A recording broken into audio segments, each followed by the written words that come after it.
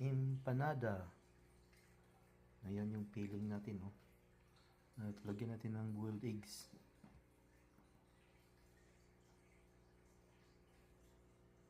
Ayan. Ayan, narap na natin, oh. Ganyan lang.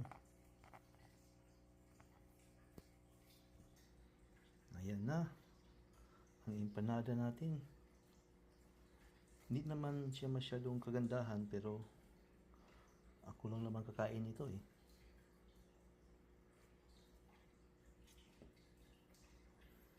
Nilagyan natin ng white eggs para ikintab.